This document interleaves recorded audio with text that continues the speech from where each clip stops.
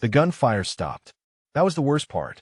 Chief Petty Officer Kara Voss lay motionless in the Afghan dust, blood pooling beneath her tactical vest. Through her scope, she had watched her team leader, Lieutenant Briggs, make the call. 2 fingers pointed at her position, then a cutting motion across his throat. The universal signal. She's gone. Leave her. The SEAL team vanished into the mountain pass within 30 seconds.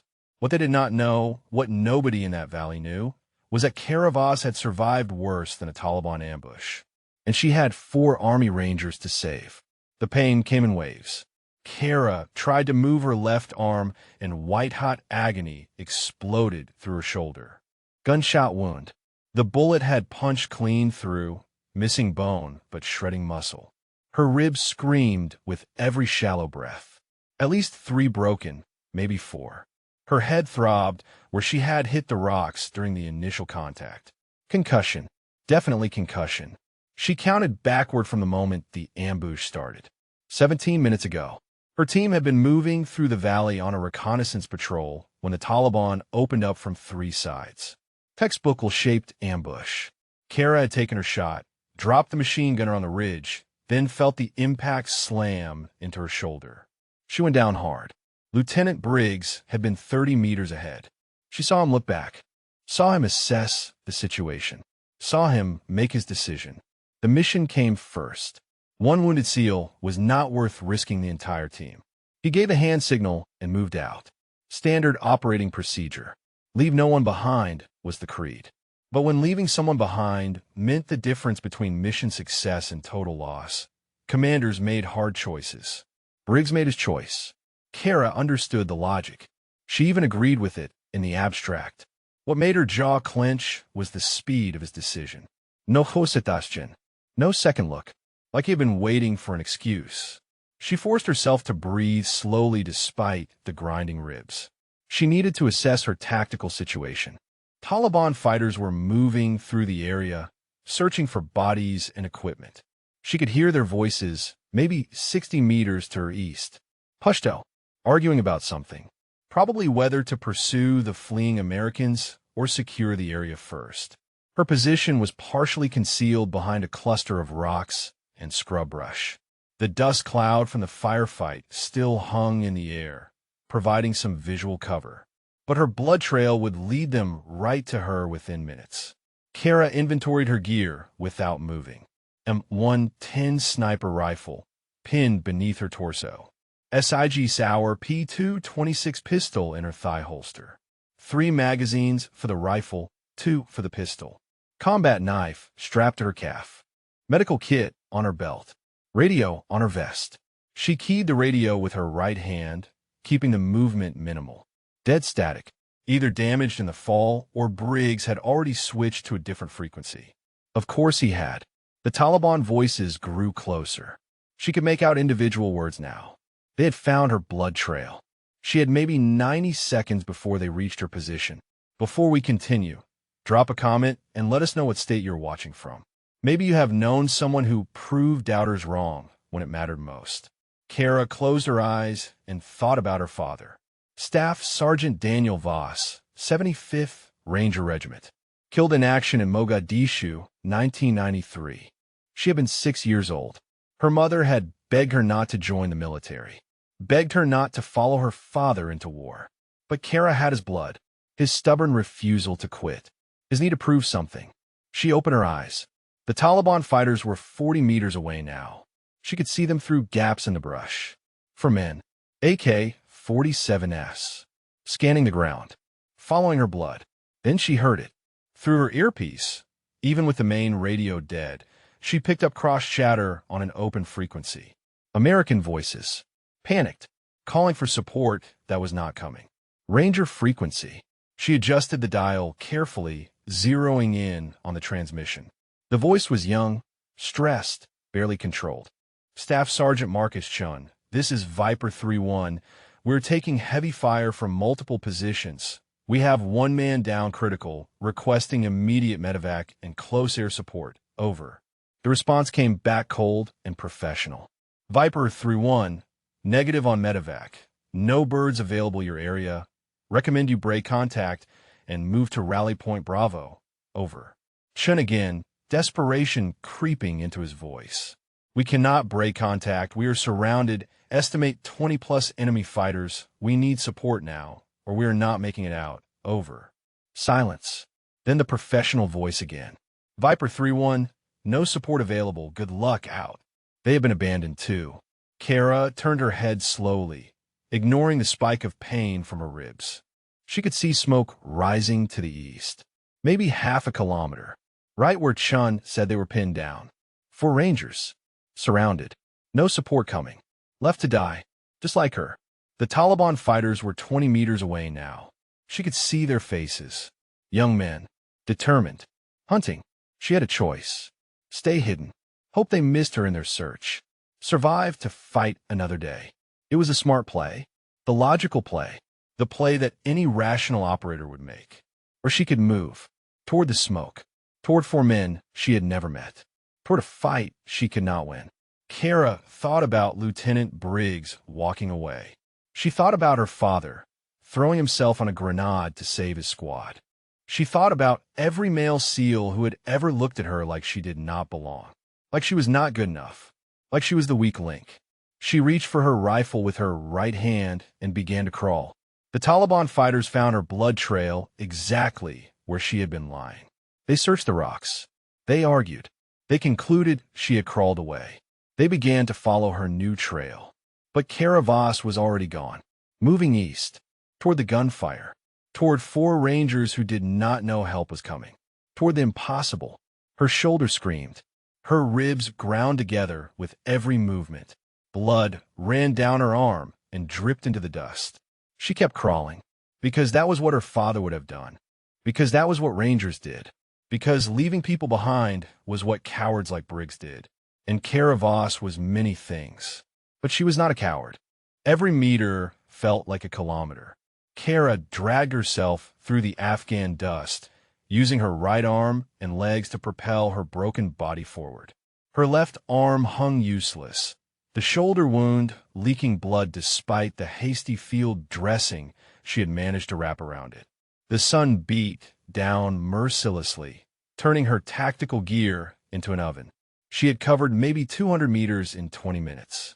At this rate, the Rangers would be dead long before she reached them. She could still hear sporadic gunfire from their position. That meant they were still fighting, still alive, still buying time they did not have. Kara paused behind a low ridge to catch her breath and assess. The pain was becoming background noise now, a constant roar that she had learned to compartmentalize. SEAL training had taught her that.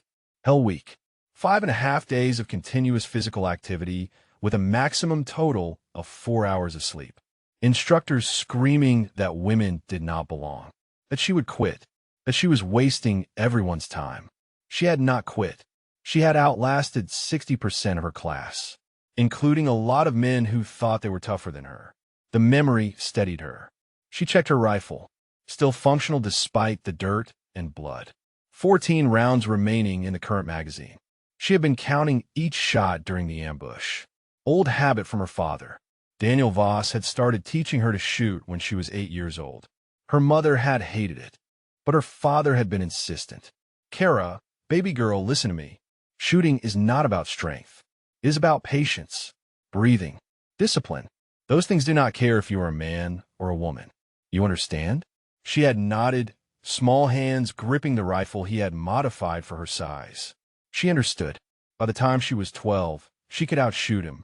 By 16, she was winning junior competitions across 3 states. By 22, she had the highest marksmanship scores in her SEAL class. The instructors had not known what to do with that. A woman who could shoot better than every man in the program. Lieutenant Briggs had never forgiven her for it. Kara pushed the thought away and focused on the present. She pulled out her rangefinder and scanned the area where the Rangers were pinned down. Smoke rising from multiple points. Muzzle flashes visible even in daylight. She counted at least 15 Taliban positions in a rough semicircle around a small compound. The Rangers had to be inside that compound, surrounded, outgunned, running out of time. She switched her radio back to their frequency. The chatter was terse now, controlled panic. Chen's voice. Walker, how many rounds you got left? Another voice, younger, with a Georgia accent. Maybe 30. Reeves has about the same. A third voice, barely audible over the gunfire. Okonkwo here. I am down to 1 magazine. Chen again. All right. We make every shot count. Wait for clean targets. Do not waste ammunition. Silence for a moment. Then the Georgia voice again. Sarge, nobody is coming for us, are they? Chen's response took too long. Kara could hear him wrestling with the truth. Walker, we are Rangers. We do not quit. We do not give up. We fight until we cannot fight anymore. You understand me? Roger that, Sarge. But Kara heard what Chen did not say. They were accepting death, making peace with it, preparing for the end. She keyed her radio. Her voice came out rougher than she intended, damaged from dust and dehydration. Staff Sergeant Chun, this is Chief Petty Officer Kara Voss, SEAL Team 7. Hold your position. Help is coming. The response was immediate. Confusion mixing with disbelief. Negative. We were informed SEAL Team extracted 10 minutes ago. You are not here. Kara chambered around, the metallic click satisfying despite her pain. Wrong. I am 200 meters west of your position, and I am not leaving without you. Long silence. She could imagine Chun processing this information, trying to determine if it was real or if he was hallucinating from stress. Finally, his voice came back. Chief, with all due respect, our situation is not survivable. We are surrounded by 20-plus enemy fighters. We have one casualty who needs immediate medevac. We have limited ammunition. If you're really out there, save yourself. Kara smiled despite the blood in her mouth. She had bitten her tongue during one of her falls and had not noticed until now. Sergeant, I did not crawl 200 meters through enemy territory to turn around. I'm going to even the odds. Keep your heads down. She found a firing position on the ridge. Not ideal, exposed on the backside, but it gave her clear lines of sight to at least 6 Taliban positions. She settled the rifle into her shoulder, biting back a scream as the stock pressed against her broken ribs. Her left arm was useless for support, so she propped the barrel on a rock and adjusted her position. The first target was easy. Taliban fighter standing fully upright behind cover, firing an RPK machine gun toward the compound. Range, 340 meters. Wind, minimal. Elevation, slight downward angle. She adjusted for all of it in 2 seconds. Muscle memory, thousands of hours of practice. Her father's voice in her head. Breathe out slowly. Squeeze, do not pull. She fired. The fighter dropped. The machine gun went silent. Kara shifted to the second target before the first body hit the ground. Another fighter, this one kneeling behind a wall. Harder shot. Smaller target. Range, 400 meters. She compensated for the distance and fired. Target down. Third target. Fourth. Fifth. Each shot deliberate. Each shot precise. Each shot taking another weapon out of the fight. The Taliban fighters began to realize they had a new problem. Someone was shooting at them. Someone very accurate. They started scanning for the sniper position, moving erratically, taking cover. Good. That took pressure off the Rangers. Chen's voice crackled over the radio, mixing with disbelief. Chief, did you just drop 6 targets in under 2 minutes? Kara ejected her spent magazine and loaded a fresh one. 8 rounds left in this one. She was burning through ammunition fast. 7 targets. I'm just getting started, but I need you to do something for me. Name it. Tell me about your wounded man. How bad is he? Okonkwo took shrapnel to the abdomen.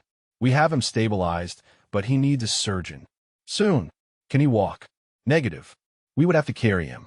Kara processed this. 4 Rangers. 1 critically wounded.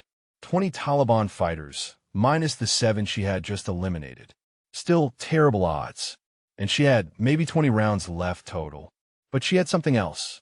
Something the Taliban did not expect. Something that even her own SEAL team had underestimated. She had her father's legacy. The refusal to abandon the people who counted on her. Staff Sergeant Shun, I need you to trust me. When I tell you to move, you move. Understand? Chief, we do not even know you. You are about to. Stay ready. Kara settled back into her shooting position and began selecting targets. Each trigger pull bought the Rangers a few more seconds of life. Each successful shot chipped away at impossible odds. Her shoulder was numb now. The bleeding had slowed, but not stopped. Her ribs grated with every breath. Her head pounded with each heartbeat. She kept shooting, because 4 men she had never met were counting on her. Because leaving people behind was not who she was. Because her father was watching. And because Lieutenant Briggs needed to learn that Kara Voss did not quit. Kara had eliminated 12 Taliban fighters when the universe decided she had enough luck for one day. She was lining up her 13th shot, a difficult angle on a fighter using a doorway for cover, when she heard the scrape of boots on rock behind her. She froze. The sound came from maybe 10 meters back. Someone had found her position. Someone had been smart enough to track the sound of her rifle. Someone was flanking her. She could not turn around. Her rifle was pointed the wrong direction. Her left arm was useless. Her pistol was holstered on her right thigh, which meant reaching for it would require obvious movement. Movement that would get her killed. The boots scraped again. Closer. 8 meters. The fighter was being careful, probably trying to confirm she was alone before engaging. Kara made a decision. She kept her rifle pointed downrange and spoke in her radio, voice deliberately calm. Chun, I have a problem. Tango on my 6, approximately 8 meters. I'm going to be out of communication for about 30 seconds. Do not do anything stupid. Chin's response was immediate and tense. Chief, do you need support? Negative. I have it handled. Just be ready to move when I come back online. She released the radio and focused on the sounds behind her. The fighter was moving again. 6 meters now. She could hear his breathing. Controlled but elevated. He was nervous. Good. Nervous people made mistakes. 5 meters. She heard the distinctive click of a safety being released. AK-47. He was preparing to fire. 4 meters. Close enough. Kara rolled left, away from her rifle, ignoring the explosion of pain from her ribs. The movement was sudden and unexpected. The fighter fired, but his rounds hit where she had been a second before. Dirt and rock fragments sprayed across her back. Her right hand was already moving, not to her pistol, to the combat knife strapped to her calf. She ripped it free as she completed her roll, coming up on her knees, facing the fighter. He was young, maybe 19, eyes wide with surprise at finding a woman sniper. He was trying to bring his AK around for a second shot. But he was 3 meters away, and Kara had been throwing knives since she was 10 years old. Her father's voice. Baby girl, a knife is not just for cutting. It is a ranged weapon if you know how to use it. Distance. Rotation. Follow through. Just like shooting. She threw.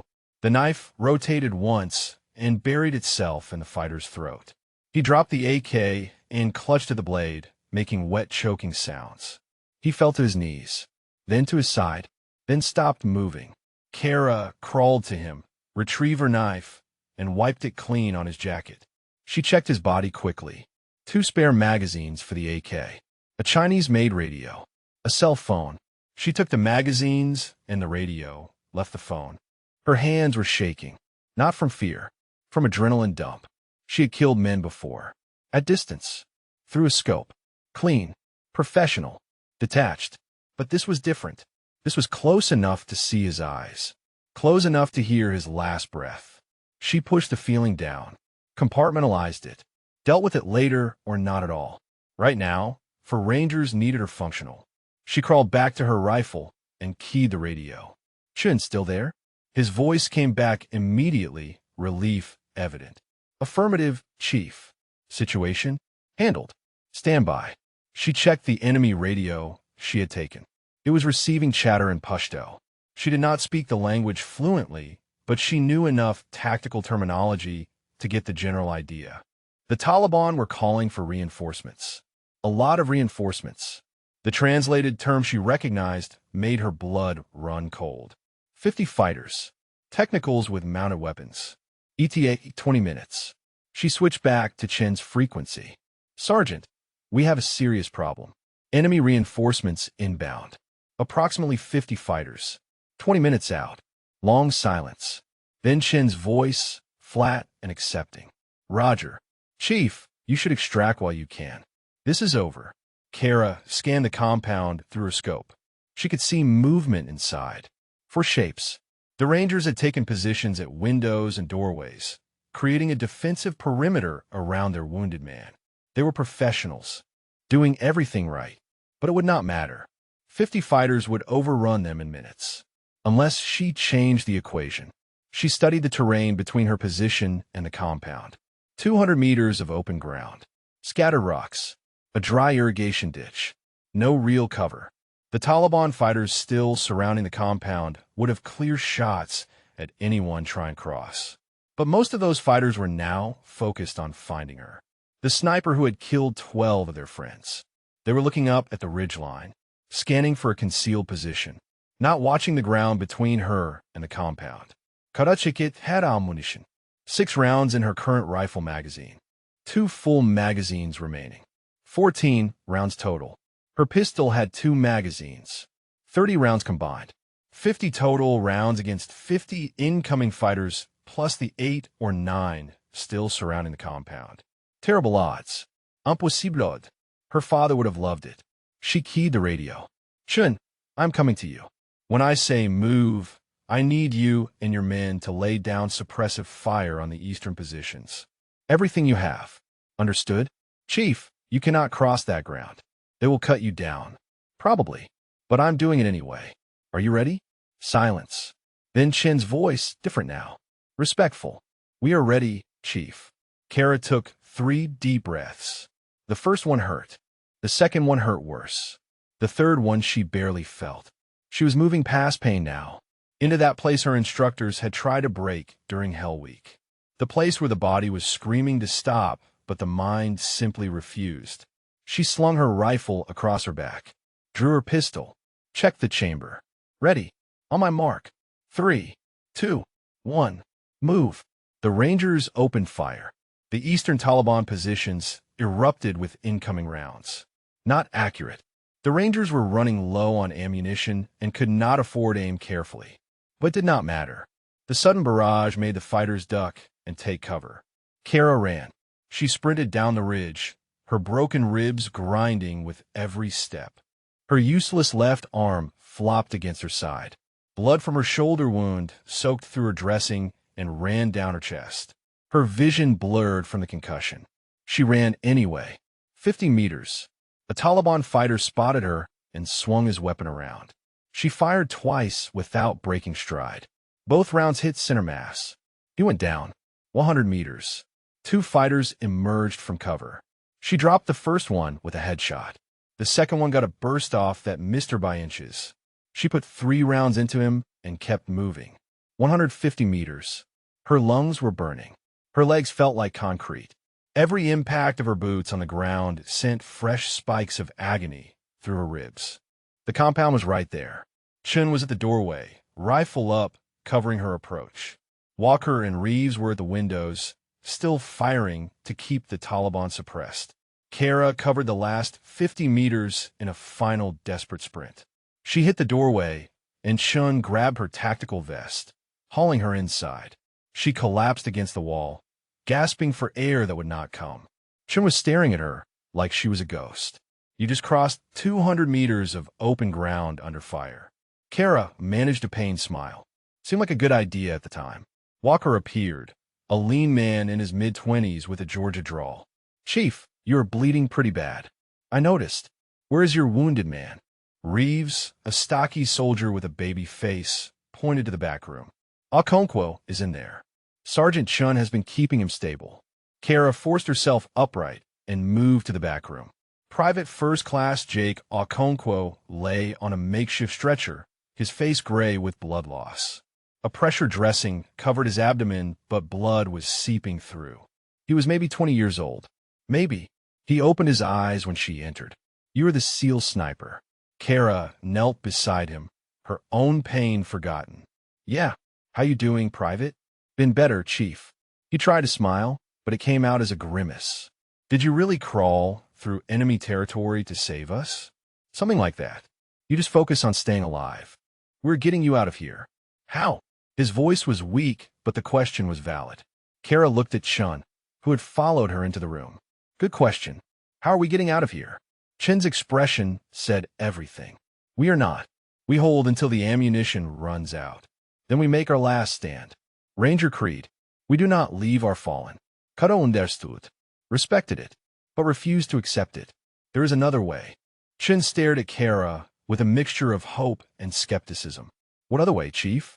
We are surrounded, outgunned, and have one man who cannot walk. Reinforcements are not coming.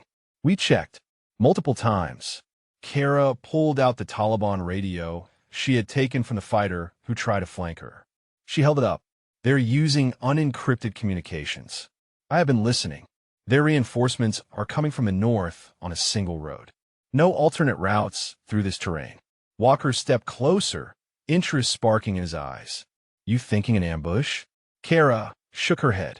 We do not have the people or ammunition for an effective ambush. But we do not need to stop them.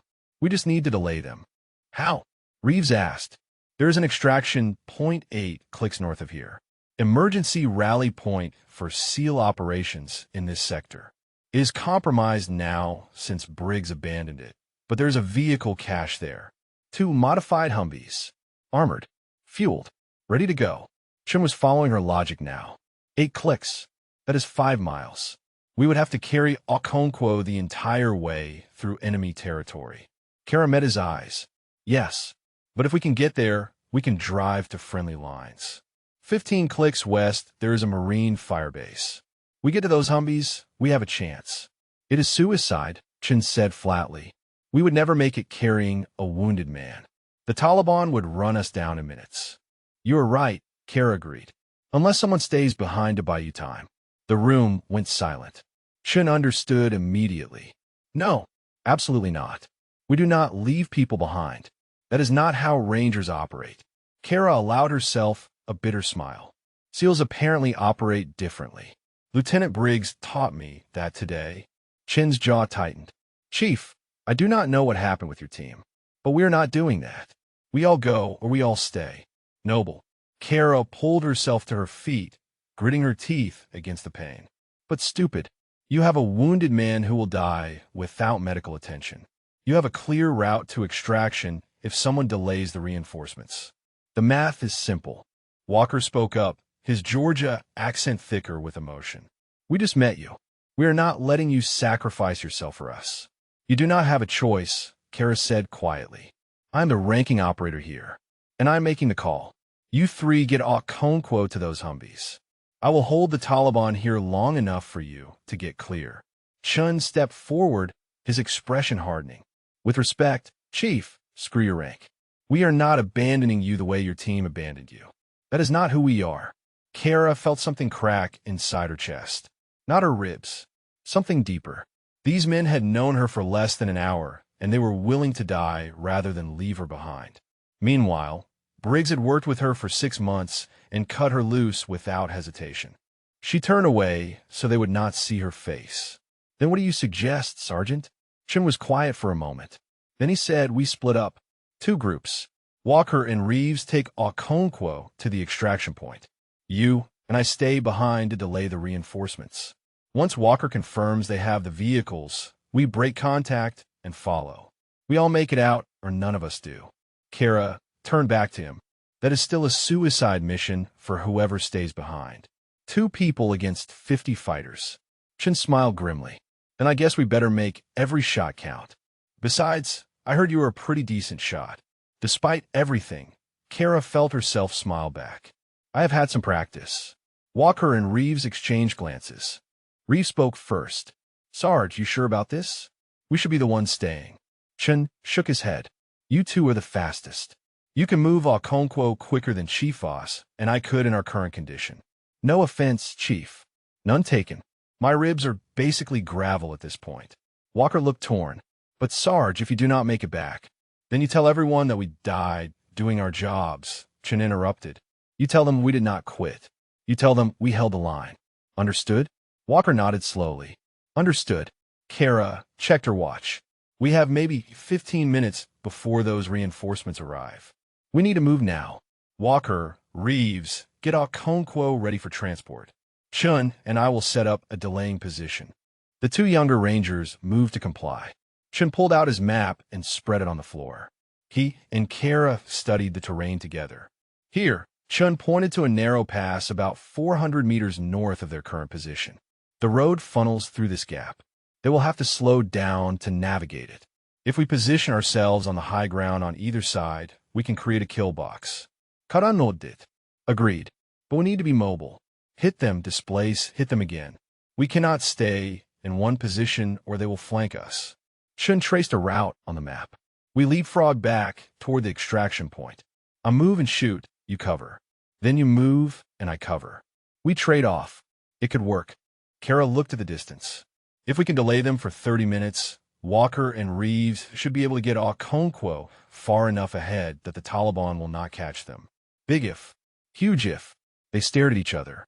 Two soldiers who had never met before today, about to trust each other with their lives. Chun extended his hand. Staff Sergeant Marcus Chun, 2nd Battalion, 75th Ranger Regiment. Father was Army. Mother was Army. Brother died in this country 3 years ago. I promised him I would never leave anyone behind. Kara shook his hand with her good arm. Chief Petty Officer Kara Voss. SEAL Team 7. Father was a Ranger. 75th Regiment. Died in Mogadishu, saving his squad. I promised him I would live up to his example. Chin's eyebrows rose. Your father was a Ranger? Staff Sergeant Daniel Voss. Bravo Company. Chin's expression shifted to something like awe. I know that name. They still tell stories about him at Benning. He earned a Silver Star posthumously. Kara nodded, not trusting her voice. Chun straightened. Then I guess we have some legacies to live up to. You ready, Chief? As ready as I'm going to be with 3 broken ribs and a hole in my shoulder. Walker and Reeves appeared with Okonkwo between them. The young private draped across an improvised stretcher made from tactical gear and poles. Okonkwo's eyes were glassy, but he was conscious. The private looked at Kara and Chun. You are really staying behind for us. Kara crouched next to him, ignoring her screaming ribs. Private, your job is to survive. Get to those Humvees. Get to the firebase. Tell them what happened here. Our job is to make sure you have the time to do that. Can you handle your job? Okonkwo's voice was weak, but determined. Yes, Chief. Good man. Walker gripped Chin's shoulder. We will see you at the extraction point, Sarge. You better. And Walker? If we do not make it, you tell my wife I love her. Tell her I did not quit. Walker's voice was thick. You can tell her yourself when we all get home. Chin nodded, not believing it but appreciating the sentiment. Kara and Chun watched as Walker and Reeves carried Okonkwo out through the back of the compound, moving quickly into the gathering dusk. Within seconds, they disappeared into the terrain. Chun checked his rifle. 18 rounds. Karachikit Hers. 14 rifle. 28 pistol. 32 total for me, Chun said. So we have 64 rounds between us against 50 fighters with unlimited ammunition and reinforcements. I have had better odds. Karasimilit darkly. Where's the fun in that? They moved to the narrow pass, taking positions on opposite ridges. The sun was setting, painting the Afghan mountains in shades of red and gold. In another context, it would have been beautiful. Kara settled into her firing position and keyed her radio. Chun, you in position? Affirmative. I have eyes on the northern approach. Good. Remember, we make every shot count. We do not engage unless we can get kills. The goal is delay, not total destruction. Understood. They waited. The mountains were quiet except for the wind. Kara used the time to tighten her shoulder dressing and wrap her ribs as best she could with one working arm. Every breath was agony, but she forced herself to breathe deeply anyway. Shallow breathing led to panic. Panic led to mistakes. Then she heard it. The rumble of engines. Multiple vehicles moving fast. Chen's voice came through the radio. I count 4 technicals. Estimate 40 to 50 fighters. They're moving into the pass now. Kara sighted through her scope. The first vehicle was a Toyota pickup with a mounted machine gun. Fighters packed into the bed. Weapons ready. Expecting a fight. They were about to get one. On my mark, Kara said softly. We hit the lead vehicle first. Disable it. Create a roadblock. Force them to dismount. Roger. Kara centered her crosshairs on the driver of the lead vehicle. Breathe out slowly. Remembered her father's voice. Patience. Discipline. She squeezed the trigger. The driver's head snapped back, and the technical veered sharply left, slamming into the rock wall of the narrow pass. The vehicle behind it could not stop in time. Metal screamed as the two trucks collided. Fighters tumbled from the beds of both vehicles, shouting in confusion and anger. Chen opened fire from his position across the pass. 3-round bursts. Controlled. Professional. 2 fighters went down before the others found cover. The Taliban had driven straight into a perfect kill box. The narrow pass gave them nowhere to maneuver. The high ground gave Kara and Chun superior firing positions. For the moment, the advantage was theirs. But it would not last. Kara shifted targets. A fighter trying to man the mounted machine gun on the second technical. She fired. He collapsed across the weapon. She fired again, this time at the ammunition belt feeding the gun. The rounds cooked off in a stuttering chain of explosions. The fighter's body jerked and fell away. Return fire began peppering the ridgeline. The Taliban had located her muzzle flash. Rounds cracked past her head and sparked off the rocks around her. Time to move. She low-crawled backward 20 meters to her secondary position. Chen was already displacing from his side of the pass. They had practiced this leapfrog pattern in the 15 minutes before the Taliban arrived. Move, shoot, communicate. Basic small unit tactics. But against 50 fighters, basic would only get them so far. Kara keyed her radio as she settled into her new position. Chen status? 5 confirmed kills. Moving to position 2 now. Copy. I am in position 2. Engaging. She sighted on a fighter, trying to organize the others. He was screaming orders and pointing up at the ridgeline. Probably a squad leader. High-value target. She compensated for wind and distance and squeezed. The fighter dropped mid-sentence. The Taliban response was immediate and overwhelming. Every weapon in the pass opened fire at the ridgeline. Rockets streaked overhead. Machine gun rounds chewed up the landscape.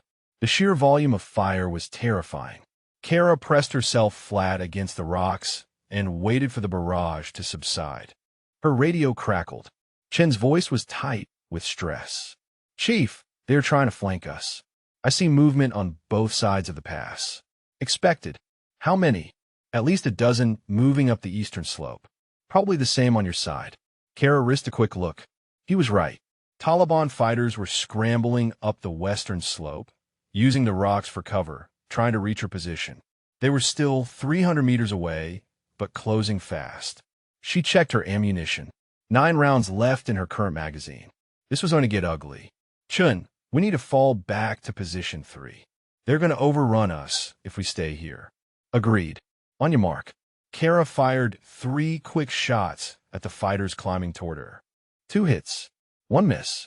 The survivors took cover, but the advance stalled. She used the moment to grab her gear and move. The third position was another 200 meters back, closer to the extraction route. It offered less ideal firing angles but better escape routes. The Taliban would have to work harder to flank them. Kara made it to position 3 and immediately set up her rifle. Below, the Taliban were reorganizing. The vehicles that had not crashed were backing out of the kill box. Smart. They were going to try to bypass the pass or wait for the flanking teams to clear the ridges. Her radio crackled. Chief, I'm taking fire. Multiple contacts. I need to displace now. Do it. I will cover. Kara began firing at the fighters on Chen's side of the pass. Not trying for precision shots now. Just suppression. Keeping heads down while Chen moved. She burned through 6 rounds in 30 seconds. Chen's voice came back, breathless. Clear. Moving to position 3. Kara waited, scanning for targets. The Taliban flanking teams had reached position 2. They would find it empty and push forward. She had maybe 5 minutes before they reached position 3. Maybe less. Her shoulder wound had reopened during the movement. Fresh blood soaked her dressing. Her ribs felt like someone was stabbing her with every breath. Her vision was starting to blur at the edges. Blood loss. Dehydration. Salt. Take your pick. She keyed the radio to Walker's frequency. Walker, this is Voss. Status? Walker's response came back after a long pause. We are approximately 2 clicks from extraction point. Okonkwo is stable. How are you holding up? We have delayed the main force, but they are flanking us. We're falling back to position 3. How much longer do you need? Give us 20 minutes to reach the vehicles and get them started. Can you hold that long? Kara looked at the Taliban fighters swarming over the ridgelines. 20 minutes. Against this many enemies. With almost no ammunition left. While bleeding out from multiple wounds. Affirmative, she lied. 20 minutes. We will be there. She switched back to Chen's frequency just as he slid into position beside her, breathing hard. He had blood on his face from a cut above his eye. His rifle was nearly empty. He looked at her, and she knew he had heard her promise to Walker. 20 minutes, he said quietly. That is optimistic. I prefer the term hopeful. Chun checked his ammunition. I have got 11 rounds left. Kara did the math. 8 in her rifle. 28 in her pistol. 36 total. 47 rounds between them. Against at least 40 remaining fighters. We're going to need to get creative, she said. Chun pulled out 2 grenades from his vest. I have been saving these for a special occasion. Kara smiled despite the pain. I think we found it. The Taliban flanking teams were visible now. Advancing carefully. Using proper cover and movement. These were not untrained fighters. These were experienced combat veterans. Chun studied their approach. If we let them get close enough, we can hit both flanking teams with the grenades. Create chaos. Use the confusion to fall back. Kara nodded. Then we run. Fast and hard toward the extraction point. We do not stop. We do not engage unless absolutely necessary. We just run. With 3 broken ribs and a gunshot wound? With 3 broken ribs and a gunshot wound. Chun looked at her with something like admiration. Your father would be proud. The words hit harder than any bullet. Kara had to blink back sudden tears. She had spent her entire adult life trying to live up to Daniel Voss's legacy. Trying to prove she was worthy of his sacrifice. And here, in the Afghan mountains, bleeding and surrounded, a ranger she barely knew was telling her she had succeeded. Let's make sure we live to tell him about it, she managed. The Taliban fighters were within grenade range now. Kara could see their faces. Young men, determined, believing they were righteous, about to learn otherwise. Shin pulled the pin on his first grenade. On 3. On 3. 1, 2, 3. They threw simultaneously. The grenades arced through the air and landed in the middle of both flanking teams. Fighters shouted warnings. Some dove for cover. Some froze. The explosions were nearly simultaneous. Screams. Confusion. Dust and smoke. Kara and Chin were already moving. They ran along the ridge, heading north toward the extraction point. Behind them, the Taliban regrouped and opened fire. Bullets cracked through the air, ricocheted off rocks, kicked up dirt. Kara's lungs were burning. Her ribs were grinding. Her legs felt like they were made of wet sand. She stumbled and nearly went down. Chun grabbed her good arm and kept her upright. Keep moving, he shouted over the gunfire. Do not stop. They ran. The terrain became rougher. Rocky outcroppings, steep drops, loose gravel. Kara's boots slipped constantly. Each fall sent fresh spikes of agony through her broken ribs. Each time, she forced herself back to her feet. Chin stayed with her, never leaving her behind. When she fell, he helped her up. When she slowed, he slowed with her, living up to the Ranger creed, never leaving a fallen comrade. Her radio crackled. Walker's voice. Chief, we have the vehicles. We're starting them now. Where are you? Kara could barely breathe enough to speak. 1 click south of your position. Under heavy pursuit. We need immediate extraction. Roger. We are coming to you. Stay alive. The Taliban were right behind them now.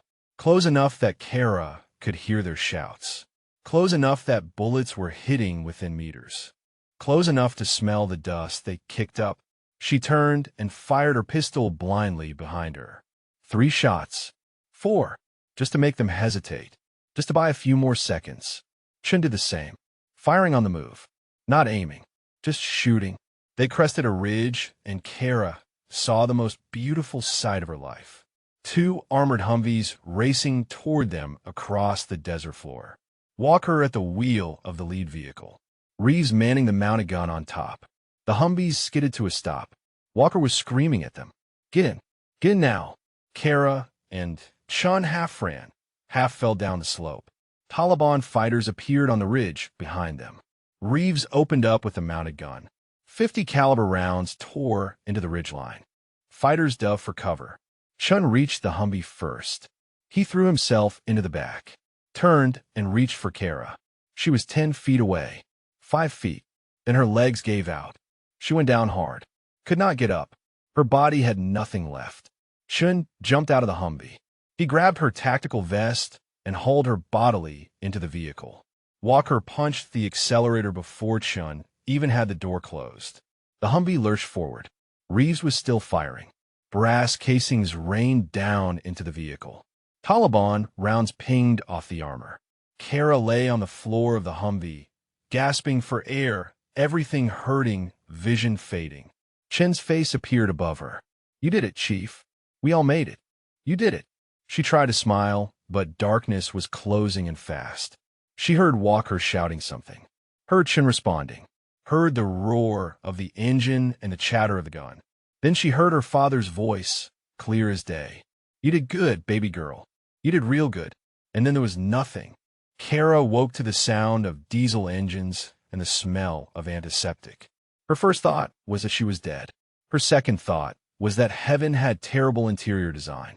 She opened her eyes to find herself staring at the canvas ceiling of a medical tent. 4 tubes ran in her left arm. Monitors beeped steadily beside her cot. Her shoulder and ribs were wrapped in fresh bandages that smelled of iodine and gauze. A face appeared in her field of vision. A Navy corpsman, young, with tired eyes. Welcome back, Chief. You gave us quite a scare. Where am I? Her voice came out as a rasp. Marine, Firebase Delta. Your ranger friends drove you here 3 days ago. You have been unconscious since. Combination of blood loss, dehydration, and your body finally admitting you were hurt. 3 days. Kara tried to sit up and immediately regretted it. Her ribs screamed in protest. Easy, the corpsman said, gently pushing her back down. You've got 3 broken ribs, 1 fractured. Gunshot wound to the shoulder that somehow missed all the important bits. Severe concussion, various lacerations, and contusions. You're lucky to be alive. The Rangers, where are they? Waiting outside. They have been here every day. Should I let them know you are awake? Karan nodded. The corpsman left, and within seconds Chun appeared, followed by Walker and Reeves. All 3 were cleaned up, wearing fresh uniforms, looking like actual soldiers instead of the dust-covered ghosts she remembered. Chun approached her cot, his expression a mix of relief and respect. Chief Voss, good to see you with your eyes open. Good to be seen. How is Okonkwo? Alive because of you. Walker smiled. He is in surgery now. They are repairing the damage from the shrapnel. Docs say he will make a full recovery.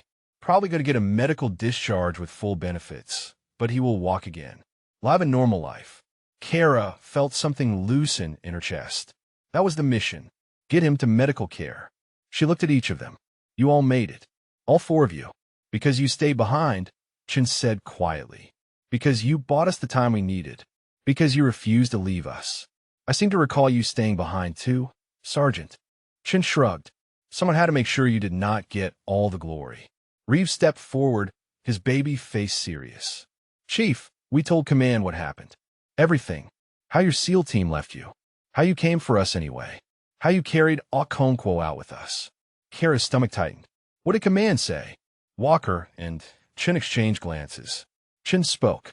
There is a lot happening above our pay grade right now. Your SEAL commander is here, at the firebase. Want to talk to you. Briggs is here. Not just Briggs. Chin's expression darkened. Your entire team. And a Navy investigator. Apparently, when 4 Army Rangers show up at a Marine firebase with an unconscious female SEAL who is supposed to be dead, people start asking questions. Kara closed her eyes. Of course they did. She had become a problem. Evidence of Briggs's decision.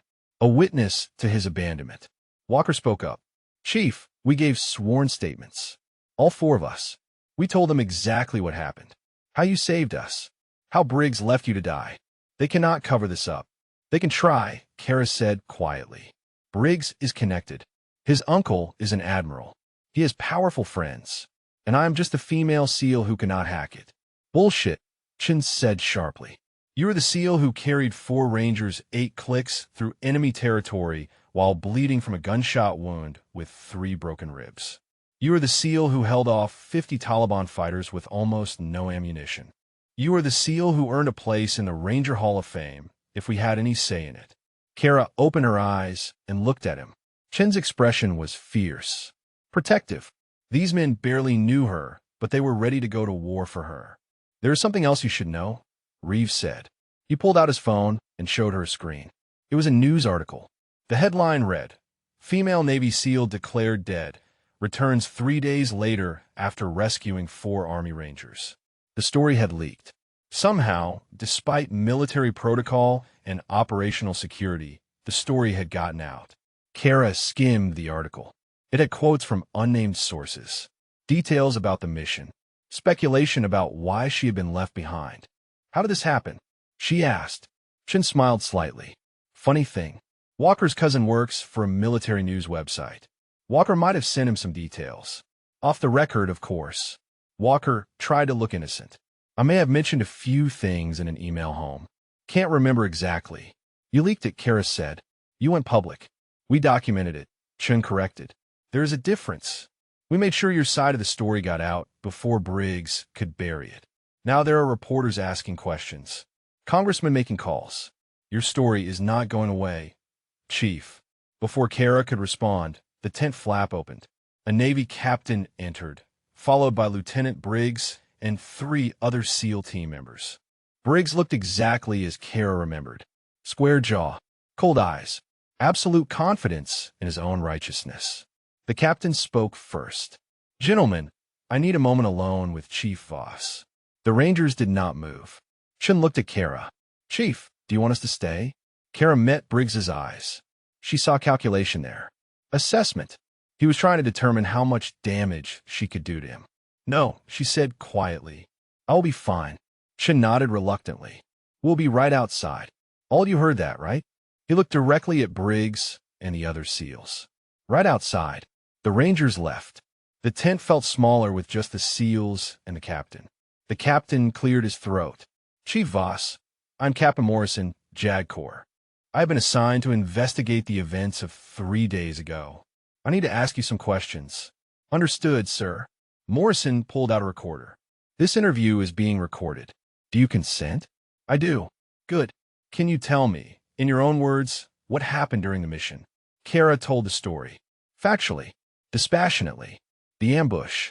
Her wounds. Briggs's decision to leave her. Her choice to save the Rangers. The extraction. She left nothing out. Briggs's expression never changed, but his eyes got colder with every word. When she finished, Morrison turned to Briggs. Lieutenant, Chief Voss claims you made the decision to leave her behind during the ambush. Can you explain your reasoning? Briggs spoke smoothly. Captain, we were under heavy fire. I assessed Chief Voss's wounds and determined she was not going to survive. Staying to retrieve her would have endangered the entire team. I made the tactical decision to preserve the mission and the lives of my men. You did not check her vitals? Morrison asked. There was no time, sir. The enemy was closing in. I made the call based on visual assessment and experience. And when did you realize she might have survived? When we returned to base and began debriefing, one of my team members mentioned hearing radio chatter about Rangers being extracted with a SEAL casualty. We investigated and discovered it was Chief Voss. Morrison made note. And your reaction? Relief that she survived. Surprised that she managed to reach friendly forces with her injuries. Did it surprise you that she rescued 4 Army Rangers while wounded? For the first time, Briggs hesitated. It did, sir. Chief Voss has always been dedicated, but this was beyond what I thought she was capable of. Kara spoke up. Because you never thought I was capable of anything, did you, Lieutenant? Briggs looked at her. Chief Voss, you were a competent team member, but the physical demands of SEAL operations are extreme. I had concerns about whether you could perform under stress. I performed under more stress than you will ever face, Kara said quietly. I performed while bleeding out, while abandoned, while carrying 4 men to safety. What were your concerns then? Morrison held up a hand. Chief, please. Let me ask the questions. He turned back to Briggs. Lieutenant, I have statements from 4 Army Rangers claiming that you have a history of undermining Chief Voss, of questioning her abilities in front of the team, of giving her the most dangerous assignments. How do you respond? The Rangers do not know the context, Briggs said stiffly. Every team member receives difficult assignments. That is part of training and operations. Morrison pulled out a file. I also have reports from 3 other SEAL teams. Reports that mention your resistance to having a female operator on your team. Complaints you filed about Chief Voss's qualifications. Requests to have her transferred. All denied by command. It paints a picture, Lieutenant. Briggs's jaw tightened. I have the highest respect for any operator who earns the trident. But I also have a responsibility to my team's effectiveness. Morrison closed the file. Lieutenant Briggs, based on the evidence I have gathered, I am recommending you be relieved of command pending a formal investigation. There will be a court-martial to determine if your actions constitute dereliction of duty and reckless endangerment. Briggs went pale. Sir, I was acting in the best interest of my team. You left a team member to die without proper assessment, Morrison said flatly. Whether there was tactical judgment or personal bias will be determined by the court-martial. You are dismissed. Briggs stood, his face a mask of controlled rage. He looked at Kara one last time. This is not over, Chief. Actually, Morrison said, it is. You are forbidden from contacting Chief Voss. Any violation will result in immediate arrest. Now get out of my sight. Briggs left, followed by the other SEALs. Morrison turned to Kara. Chief Voss, you showed extraordinary courage under impossible circumstances. The Navy owes you an apology and an explanation, neither of which will be sufficient. But I want you to know that justice will be served here. Kara nodded, not trusting herself to speak. Morrison stood. Rest. Recover. When you are ready, we will need a full deposition. But for now, know that your service has not gone unnoticed. Those 4 Rangers are alive because of you. After Morrison left, Chun poked his head back into the tent. You okay, Chief? Kara wiped her eyes. Yeah, I am okay. Better than okay. 2 weeks later, Kara was cleared for limited duty. Her shoulder was healing, but would need months of physical therapy. Her ribs were still tender, but functional. The concussion symptoms had mostly faded. Physically, she was recovering. Mentally was another story. She found herself drawn to the makeshift gym on the firebase. Not to work out. Her doctors would have killed her. Just to watch the Rangers train. Chun, Walker, and Reeve had extended their stay to provide support during the investigation. They moved through their drills with the precision she recognized from her own training. Different branch. Same dedication. Chun spotted her watching and walked over, toweling off sweat. You're supposed to be resting, Chief. I am resting, just with my eyes open. He smiled and sat beside her. How are you really doing? Kara considered lying. Decided against it. I keep thinking about those 30 seconds. When Briggs looked at me. When he made the decision.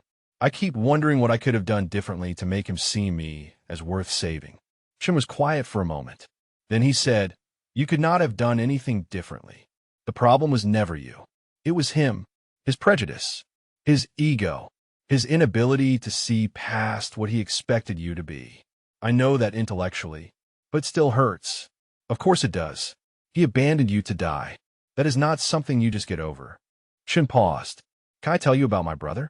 Kara nodded. Michael was 2 years older than me. He joined the Rangers first. I followed because I wanted to be like him. We deployed together to Afghanistan in 2020. Different companies, but same area of operations. One day his convoy hit an IED. 3 men died instantly.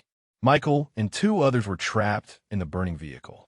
Their team leader made the call to pull back. Said it was too dangerous to attempt a rescue. The vehicle might explode. More men could die. Chen's voice went flat, but a staff sergeant from another unit did not listen. Guy named Torres. He ran into the flames, pulled Michael out, went back for the other 2, saved all 3 of them. burned his hands so badly he could not hold a rifle anymore. They medically retired him with full honors. Michael survived because Torres refused to accept that some lives were expendable. What happened to your brother? He died 6 months later. Different mission, different circumstances. But those 6 months mattered. You got to video call our parents. Got to tell them he loved them. Got to make peace with things. Because Torres gave him that time. Chun looked at Kara directly. You are Torres' chief. You gave 4 men time they would not have had. Okonkwo gets to go home to his family. We all do. Because you refused to accept that we were expendable. Kara felt tears building. How do I move forward from this? How do I trust another SEAL team after what Briggs did? Chun shrugged. Maybe you do not go back to the SEALs. Maybe you do something different. You have options now. The story is out. People know what you did. You have leverage. Before Kara could respond, Walker jogged over, his phone in hand. Chief, you need to see this. He handed her the phone. It showed a news article from a major military publication. The headline read, Navy SEAL Commander recommends female operator for Navy Cross after unprecedented rescue mission. Kara read quickly. The article detailed her actions in Afghanistan. The rescue of 4 Rangers. The 8-kilometer carry under fire. The tactical delay of 50 enemy fighters. It quoted unnamed Pentagon sources saying she was being recommended for the Navy Cross, the second highest military decoration. This cannot be real, she whispered. It is Reef joining them. Captain Morrison told us this morning. The recommendation is moving up the chain. They're saying it is a done deal. Kara handed the phone back, her hands shaking. I just did what anyone would do. No, Chun said firmly. You did what most people say they would do, but never actually do when it counts. You sacrificed yourself for strangers. You carried impossible weight through impossible circumstances. You earned this. A voice called from across the gym. Chief Voss. A young Marine stood at attention. Ma'am, you have a visitor. Captain Morrison asked me to bring you to the conference room. Karastut, sitidin hersafe. The Rangers moved to follow, but she shook her head. I need to do this alone. Chun gripped her shoulder. We will be here when you are done. Kara followed the Marine to a small conference room. Inside, Captain Morrison stood beside a woman in civilian clothes. Late 50s, gray hair pulled back, intelligent eyes that had seen too much. Chief Voss, Morrison said. This is Rebecca Voss. She indicated the woman. Kara's heart stopped. Mom? Her mother stepped forward, tears already streaming down her face. Oh, baby, my baby girl. They met in the middle of the room. Her mother wrapped her in a careful hug, mindful of her injuries. Kara buried her face in her mother's shoulder and felt something break inside her. All the pain, all the fear, all the loneliness of being left to die. It poured out in racking sobs. Her mother held her, murmuring the same things she had when Kara was a child. I have got you. You are safe. I am here. Morrison quietly left the room. When Kara finally pulled back, her mother cupped her face in her hands. I am so sorry. For everything. For fighting you when you wanted to join. For trying to make you someone you were not. For not seeing that you were always meant to be a warrior like your father. Mom, you were trying to protect me. I was trying to keep you from getting hurt. Her mother's voice broke. But you got hurt anyway. Because of men who did not value you. Because of a system that failed you. And I was not there. You are here now. They sat at the conference table. Her mother pulled out a folder. I have been doing research since I heard what happened. Did you know your father's squad gave statements after Mogadishu? About what he did. How he saved them. Kara shook her head. Her mother opened the folder and pulled out old photocopied documents. They called him the bravest man they had ever known. They said he never hesitated when his squad needed him. They said he taught them that real strength is not about muscle. It is about heart, about refusing to quit when quitting would be easier. She pushed the documents toward Kara. You are exactly like him, sweetie. Not because you're trying to be, but because you carry the same spirit, the same refusal to leave people behind, the same courage that does not count the cost. Kara read the statements with shaking hands. Rangers she had never met describing her father in terms that could have described her actions in Afghanistan. The parallel was eerie. Her mother pulled out another document. This one newer. And this is a letter from Staff Sergeant Chin's mother. She wanted me to give it to you. Kara unfolded the letter. The handwriting was careful and deliberate. Dear Chief Voss, you do not know me, but you saved my son's life. Marcus called me from Afghanistan and told me everything. How you crawled through enemy fire to reach them. How you carried their wounded friend. How you refused to abandon them, even when it meant risking your own life. I lost one son to this war. Michael was my oldest. His death nearly destroyed me. When Marcus joined the Rangers, I was terrified I would lose him too. And I almost did. But you gave it back to me. You gave him a chance to come home. I wanted you to know that a mother you have never met thanks God for you every night. I wanted you to know that you were a hero to my family. And I wanted you to know that when Marcus told me about your father, I understood why you did what you did. You honor his memory every day. With eternal gratitude, Elizabeth Chun Kara set the letter down carefully.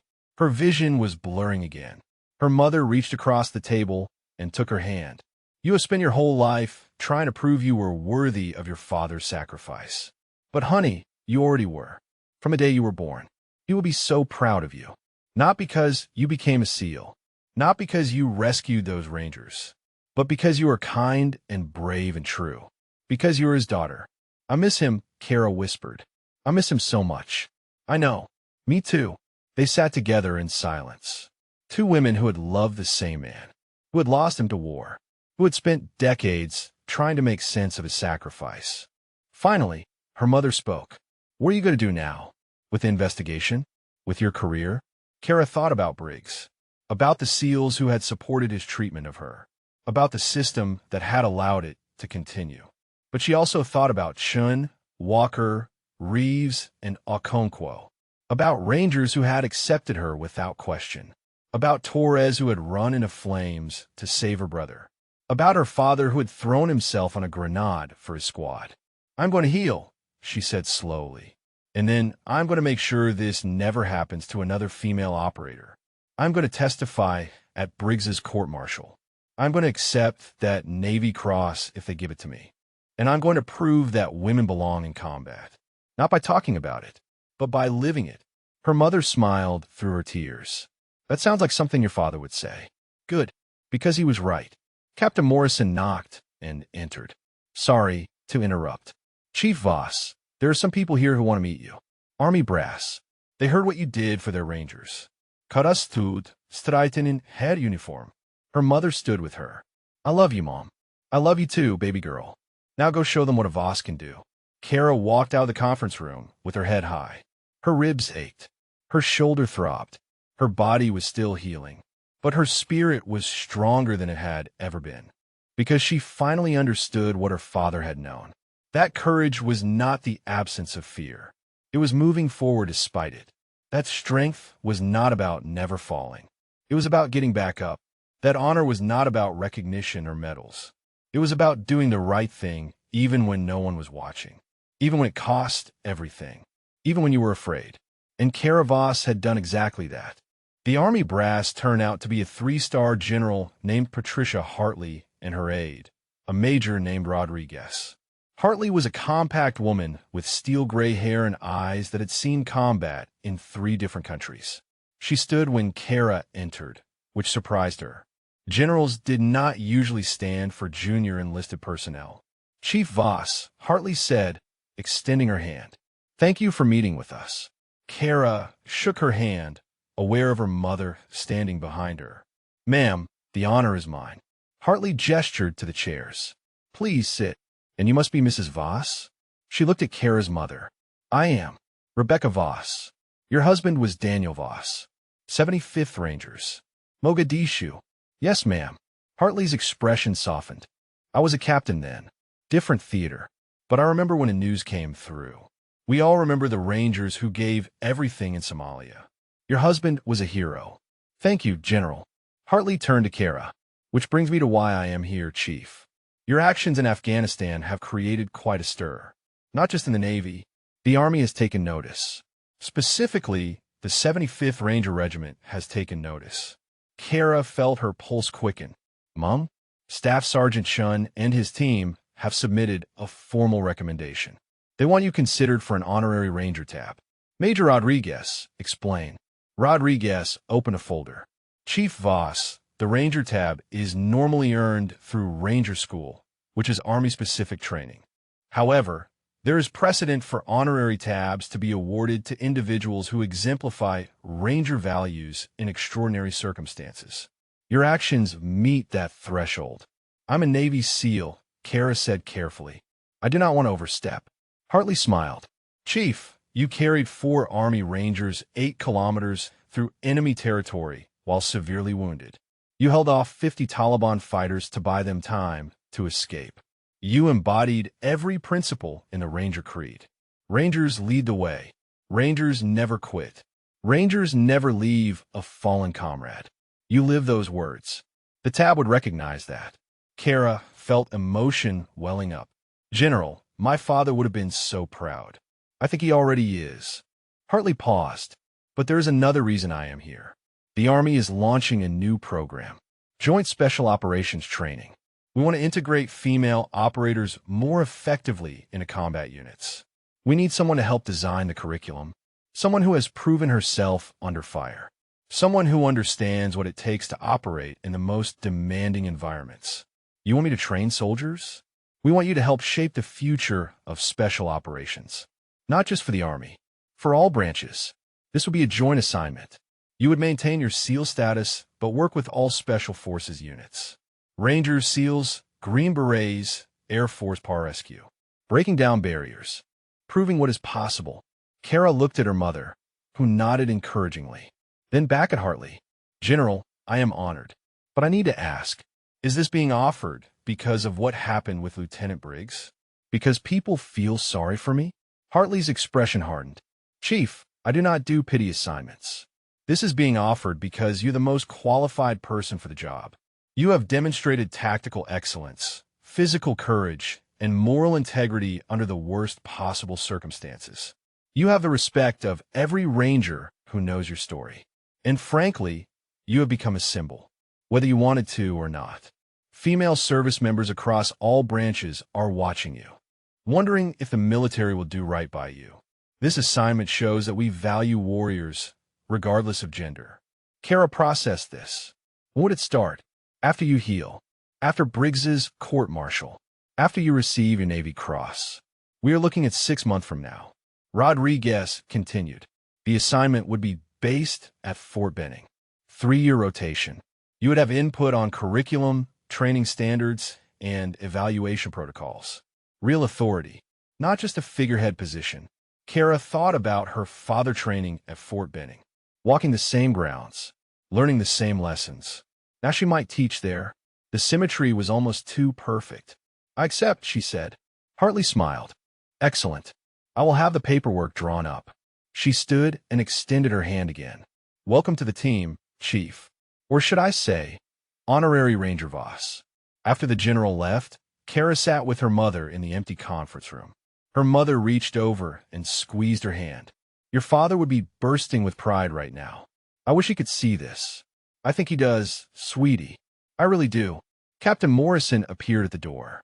Chief Voss, I hate to interrupt, but Lieutenant Briggs's defense attorney has requested a meeting with you. Kada siti finit. Why? He wants to discuss a plea agreement. Avoid the court-martial. Morrison's expression was neutral, but his eyes were watchful. What kind of plea? He is offering to resign his commission. Accept administrative punishment. In exchange, you would agree not to testify about the pattern of harassment and discrimination. You would only testify to the tactical decision he made during the ambush. Kara felt anger flash through her. So he gets to walk away. Keep his reputation intact. Avoid accountability. Essentially, Morrison sat down across from her. But I want you to understand something. This is your choice. No one is pressuring you either way.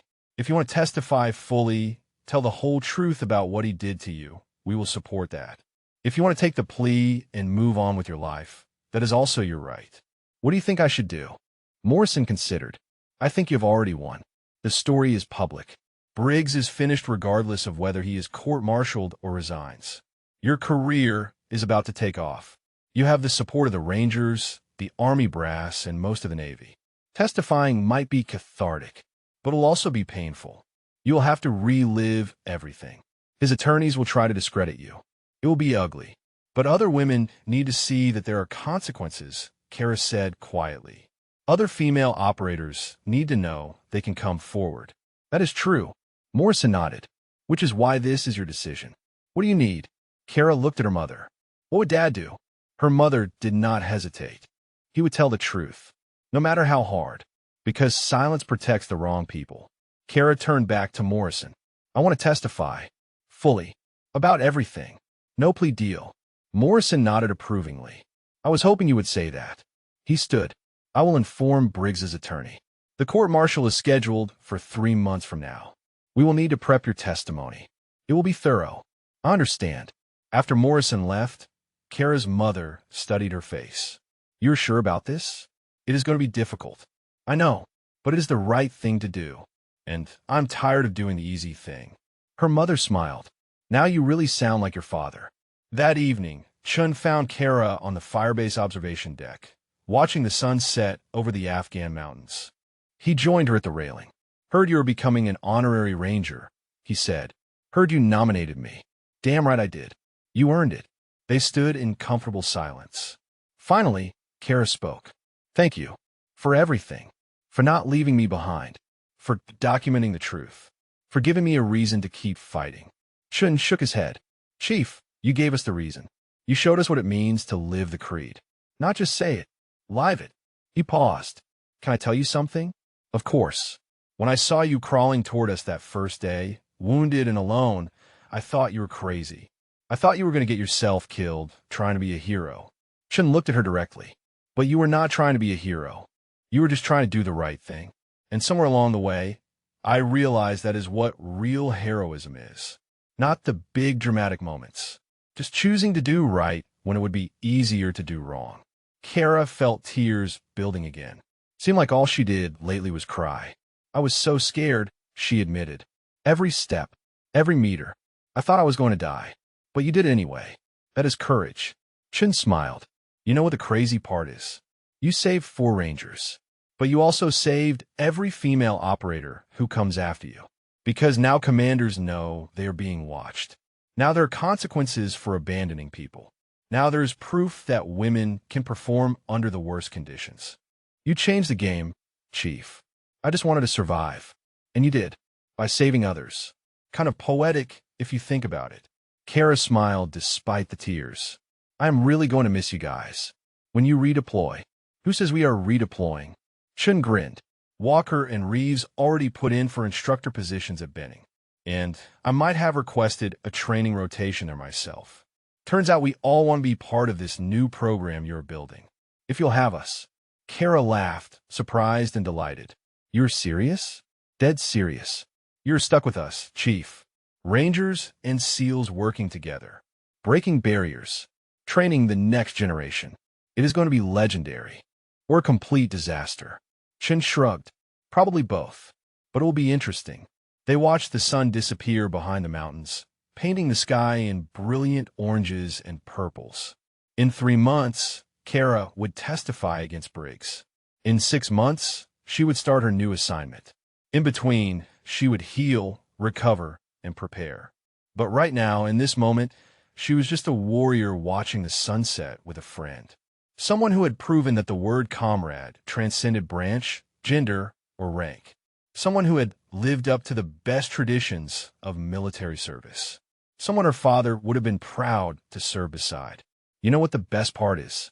Chun said quietly. What? Your story is just beginning. This is not the end. It is chapter 1. Karasimidit. Then I better make the rest worth reading. 3 months later, Kara stood outside the military courtroom at Naval Station Norfolk. Her dress blues were crisp, her ribbons aligned perfectly. Her shoulder had healed enough to salute properly. Her ribs no longer ached with every breath. Physically, she was whole again. Chun stood beside her in his army dress uniform. Walker and Reeves flanked her other side. Okonkwo was there too, walking with barely a limp, his recovery nothing short of miraculous. They had all flown in to testify, to tell the truth. to stand with her. Your mom inside? Chen asked. Front row, along with what looks like half the female service members in the Navy. Kara had seen them arriving. Women in uniform, officers and enlisted, active duty and retired. They had come to watch, to see if the system would hold a commander accountable, to see if speaking up would be protected or punished. Captain Morrison emerged from the courtroom. Chief Voss, we are ready for you. His expression was confident. They had spent weeks preparing her testimony, reviewing every incident, every comment, every instance of Briggs undermining her. How is the jury looking? Kara asked. Mixed. 7 officers, all male, 3 Navy, 2 Army, 1 Marine, 1 Air Force. Morrison lowered his voice. They're skeptical, but listening. Your testimony will make the difference. No pressure then. Morrison smiled slightly. You have faced worse than a courtroom, Chief. Kara walked inside. The room fell silent. Every eye turned to her. Briggs sat at the defense table with his attorney, a commander named Phillips who had a reputation for aggressive cross-examination. Briggs looked confident, like he thought this was theater, like he thought his connections would save him. Kara took the witness stand and was sworn in. Morrison approached with a warm, reassuring expression. Chief Voss, thank you for your service and for being here today. Can you tell the court how long you have been a Navy SEAL? 5 years, sir. I completed BUD/S training and earned my Trident in 2020. And when were you assigned to Lieutenant Briggs's team? 8 months ago, sir. Can you describe your initial interactions with Lieutenant Briggs? Kara took a breath. From the first day, Lieutenant Briggs made it clear he did not want a female operator on his team. He told me directly that he had fought against my assignment, that he believed women were a liability in combat operations. Did he make other comments about your gender? Regularly. He referred to me as the diversity hire. He made jokes about physical limitations. He questioned whether I could carry my weight in the field, despite my passing all the same qualifications as the male team members. Did this affect your assignments? Yes, sir. I was consistently given the most dangerous assignments. Reconnaissance missions with minimal backup. Forward positions during operations. Tasks that would allow him to claim I had failed if anything went wrong. Commander Phillips objected. Speculation, Your Honor. Chief Voss cannot know the lieutenant's intent.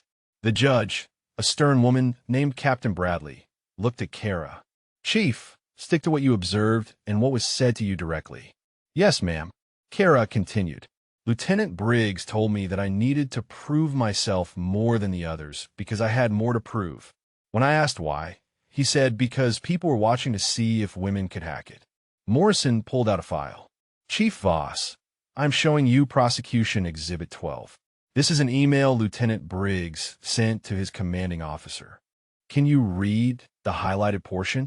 Kara read aloud. Chief Voss's presence on the team creates unnecessary complications. Her physical limitations are a concern, and her need for separate facilities creates logistical issues.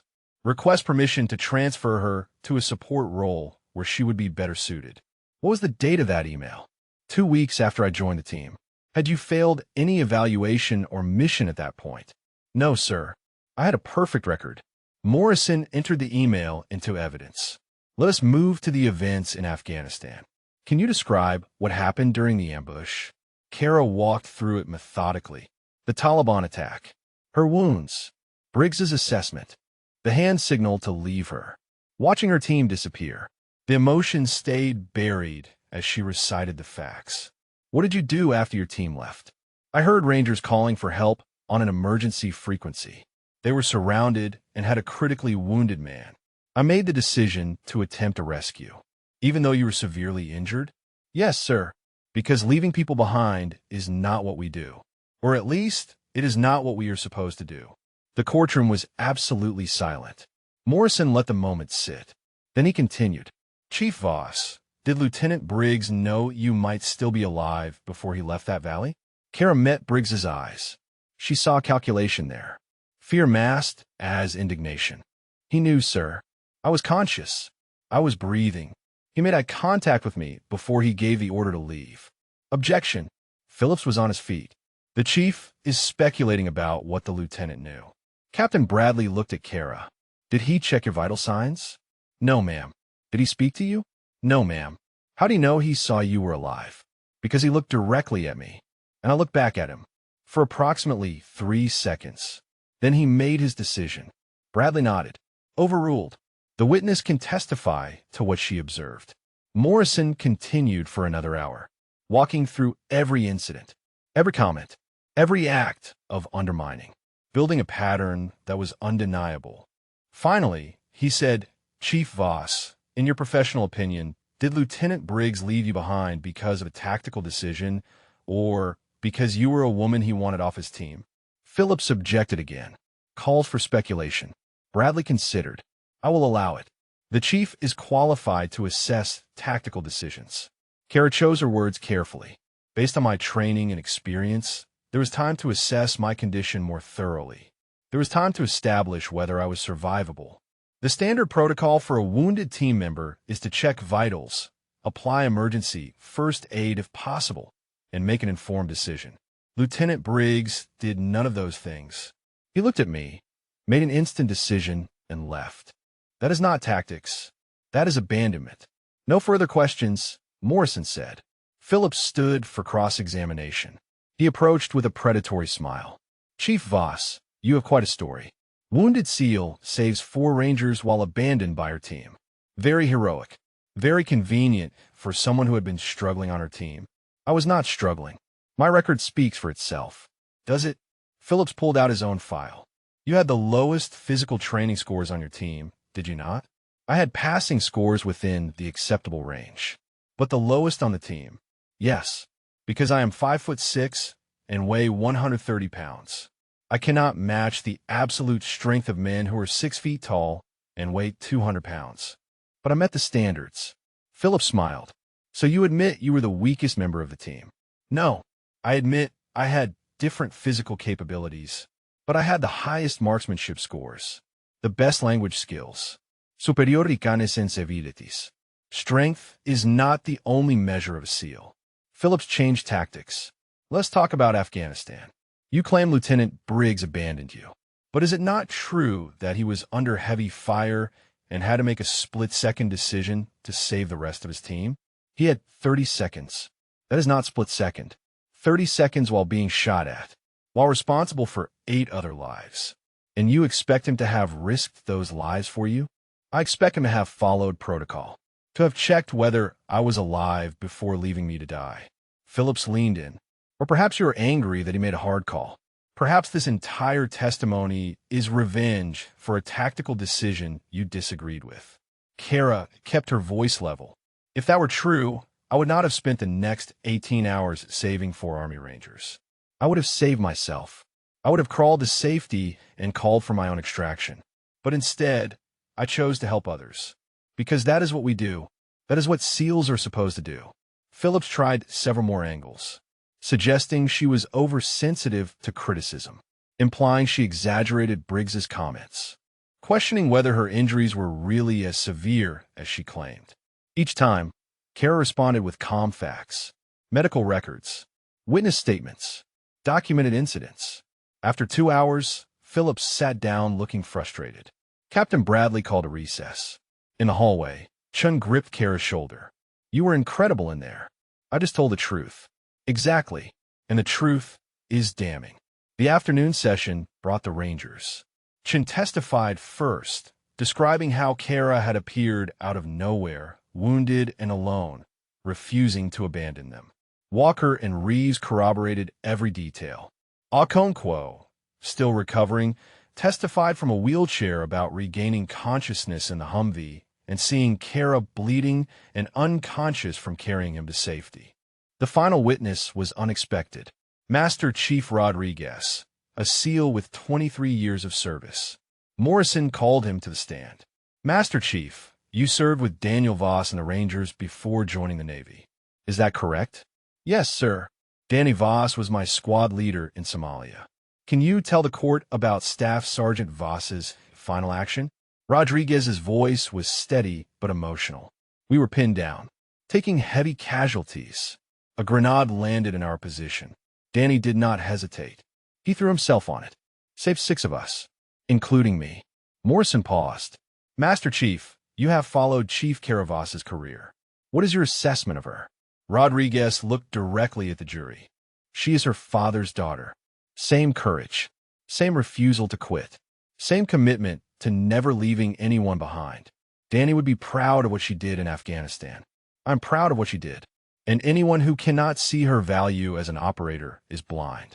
Morrison let that hang. Thank you, Master Chief. No further questions. The defense had no cross-examination. As the day ended, Kara knew the jury had heard everything. Now it was up to them. The jury deliberated for 6 hours. Kara spent the time in a small waiting room with her mother, the Rangers, and Captain Morrison. Nobody spoke much. The tension was suffocating. Finally, Morrison's phone buzzed. They have a verdict. The courtroom filled quickly. Kara took her seat in the front row, her mother on one side, Chun on the other. The jury filed in, their faces unreadable. Captain Bradley took the bench. As the jury reached a verdict, the senior member, a Navy commander, stood. We have, Your Honor. On the charge of dereliction of duty, how do you find? The commander looked directly at Briggs. We find the defendant guilty. Kara felt the air leave her lungs. Around her, whispers erupted. Bradley gavelled for silence. On the charge of conduct unbecoming an officer? Guilty. On the charge of reckless endangerment? Guilty. Bradley continued through all 7 charges. Guilty on every count. When she finished, she looked at Briggs. Lieutenant Briggs, you will be remanded to custody pending sentencing. This court is adjourned. Military police approached Briggs. For the first time, his composure cracked. He looked at Kara with pure hatred. This is not over, he said as they led him away. You ruined my career. No, Chin said quietly beside Kara. You ruined your own career. She just told the truth about it. Outside the courtroom, reporters swarmed. Cameras flashed. Questions flew from every direction. Chief Voss, how do you feel about the verdict? Do you think this changes things for women in special operations? What message does this send? Morrison stepped forward. Chief Voss will not be making a statement at this time. Thank you. He guided Kara through the crowd to a waiting car. Once inside, he turned to her. How are you holding up? Kara realized she was shaking. I do not know. I thought I would feel relieved, but I just feel empty. That is normal. You have been carrying this for months. Now it is done. Your body does not know what to do with the space. Is it really done? Morrison nodded. Briggs will be sentenced in 2 weeks. Based on the verdict, he is looking at dismissal from service, possible brig time, and forfeiture of all benefits. He is finished. The car took them back to the hotel where Kara was staying. Her mother was waiting in the lobby with the Rangers. When Kara entered, they all stood. For a moment, nobody spoke. Then Walker broke the silence. You did it, Chief. You actually did it. We did it, Kara corrected. All of us. You testified. You told the truth. This is not my victory. It is ours. Chun shook his head. No, Chief. This is bigger than us. Every female operator who comes after you just got a little more protection. Every commander who thinks about discriminating just got a warning. You changed the system. Kara's mother pulled her into a hug. Your father would be so proud, she whispered. That evening, Kara sat alone in her hotel room, processing everything. Her phone buzzed with messages. Congratulations from fellow SEALs. Thank you notes from women she had never met. Interview requests from media outlets. One message stood out. It was from General Hartley. Congratulations on the verdict. Your courage in testifying will have lasting impact. Looking forward to welcoming you to Fort Benning next month. The future of special operations training is in good hands. Next month, in 30 days, she would start her new assignment, building a program that would train the next generation, making sure what happened to her never happened again. A knock at her door interrupted her thoughts. She opened it to find Chun holding 2 cups of coffee. Figured you might need this, he said. She let him in. They sat on the small couch and drank in comfortable silence. You know what the crazy part is? Chun finally said, 6 months ago, I did not know you existed. Now I cannot imagine doing this job without you. You changed my whole perspective on what makes a good operator. I just did what anyone would do. Stop saying that. Chun set down his coffee and looked at her seriously. Most people would not have crawled through enemy fire to save strangers. Most people would not have testified against a superior officer. Most people would have taken the plea deal and moved on. You did the hard thing every single time. That is not what anyone would do. That is what exceptional people do. Kara felt tears building again. I was so scared, she admitted. In that courtroom, answering those questions, knowing that if the jury did not believe me, my career was over. But they did believe you, because you told the truth, and the truth is powerful. They sat together until the coffee was cold. Then Chun stood to leave. Get some rest, Chief. Big day tomorrow. What is tomorrow? Your Navy Cross ceremony. Morrison did not tell you? It is scheduled for 1,000 hours at the base chapel. Full dress uniforms. Navy brass. The works. Kara had almost forgotten. The Navy Cross. The second highest military decoration. For actions that had felt like simple survival. Will you be there? She asked. Chun smiled. All 4 of us will be there. We would not miss it. After he left, Kara stood at the window, looking out at the naval base. Lights glowed across the facility. Ships sat in port. Somewhere out there, other operators were training, preparing, getting ready to face the same dangers she had faced. But now they would do it in a system that had been forced to acknowledge its flaws. In a system that had proven consequences existed for commanders who discriminated. In a system that had validated the contributions of female warriors. She thought about her father, about the grenade he had thrown himself on, about the 6 men he had saved with that final act. She had spent her whole life trying to live up to that sacrifice. But maybe she had been thinking about it wrong. Maybe the point was not to match what he did. Maybe the point was to carry forward what he believed. That every life mattered. That you did not leave people behind. That courage meant doing the right thing regardless of the cost. Her phone buzzed again. A text from an unknown number. Chief Voss, you do not know me. I am a lance corporal in the Marines. Female. I have been dealing with harassment from my platoon sergeant. I was going to quit. Then I saw your testimony. I decided to file a complaint instead. Thank you for showing me that speaking up is possible. Semper Fi. Kara read the message 3 times. This was why she had testified. Not for vindication. Not for revenge. For this lance corporal. For every woman who needed to see that the system could work. That justice was possible. She typed back a response. Stay strong. Document everything. Find allies. You are not alone. And you belong exactly where you are. She sent the message and set down her phone. Tomorrow she would receive the Navy Cross. Next month, she would start training the next generation. But tonight, she was just Kara Voss, daughter of a ranger, sister to warriors across all branches, survivor of abandonment who had chosen to save rather than be saved. And that was enough. The next morning dawned clear and bright. Kara dressed in her service dress blues with meticulous care. Each ribbon aligned perfectly, each button polished. Her mother helped her with the final touches, tears already streaming down her face. You look just like your father did at his Silver Star ceremony, she said. I have a picture somewhere. The same proud expression, the same quiet strength. I wish he could be here. He is, honey. He is. The chapel was packed. Kara had expected a small ceremony. Instead, she walked in to find hundreds of people. SEALs in dress uniforms. Army Rangers. Marines. Air Force personnel. Civilians in suits. And in the front row, her mother, the 4 Rangers, and Master Chief Rodriguez. The ceremony was formal and dignified. A Navy Vice Admiral she had never met read the citation. The words felt surreal. Extraordinary heroism in combat. Selfless service above and beyond the call of duty. Wounded in action, yet refusing to abandon fellow service members. When he pinned the Navy Cross to her uniform, the room erupted in applause. Not polite ceremony applause. Genuine, sustained, standing ovation. Kara stood at attention, fighting tears, overwhelmed by the moment. The Admiral leaned in and whispered, Your father is watching, Chief. And he is proud. After the ceremony, there was a reception. Kara was surrounded by well-wishers. Fellow SEALs who apologized for ever doubting her. Female service members thanking her for paving the way. senior officers congratulating her on her upcoming assignment. Chen found her in the crowd.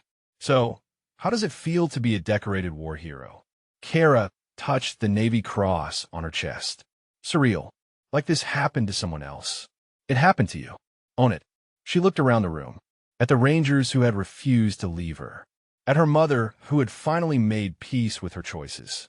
At the SEALs who now saw her as an equal. At the women who saw her as a pioneer. I think I finally understand what my father knew, she said. It is not about the medals or the recognition.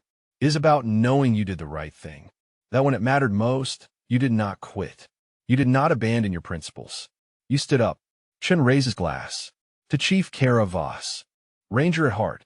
SEAL by training. Hero by choice. The room echoed the toast. Kara smiled, feeling lighter than she had in months. The darkness was over. The fight was won. The future was beginning. And she was ready for all of it. 2 weeks later, Kara stood in a military courtroom for the final time. Briggs's sentencing hearing. She had not planned to attend, but Morrison convinced her it was important. Closure, he called it. Watching justice be fully served. Captain Bradley took the bench and reviewed the sentencing recommendations. The prosecution asked for dismissal from service, 6 months in the brig, and forfeiture of all pay and benefits. The defense asked for leniency. Briggs had served honorably for 12 years, his attorney argued. One mistake should not erase a career. Bradley's expression was ice. One mistake? She read from the verdict. 7 counts of criminal conduct. A pattern of discrimination spanning 8 months. The willful abandonment of a subordinate in a combat zone. This is not one mistake, Commander Phillips. This is a systematic failure of leadership and basic human decency. She turned to Briggs. Lieutenant Briggs, do you have anything to say before sentencing? Briggs stood. He looked smaller somehow. Diminished. Your Honor, I served my country for 12 years.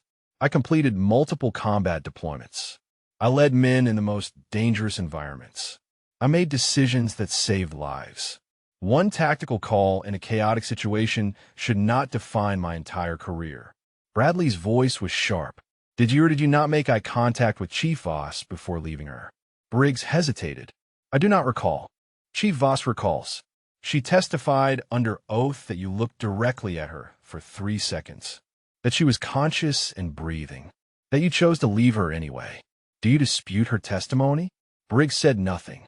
Your Honor, Phillips interjected, the stress of combat creates unreliable memories.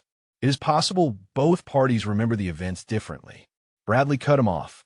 I have heard enough. She looked at Briggs with undisguised contempt.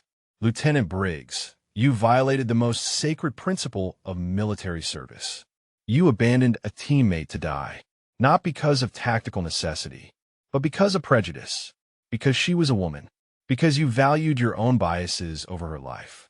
This court sentences you to dismissal from the Navy, 6 months confinement, and forfeiture of all pay and benefits. Additionally, you will be ineligible for veterans' benefits for 10 years. This court is adjourned. Military police moved forward. Briggs looked back one last time at Kara. His expression was no longer hateful. It was broken, defeated. The career he had built was gone. The reputation he had cultivated was destroyed. Everything he had worked for was dust. Kara felt no satisfaction. No triumph.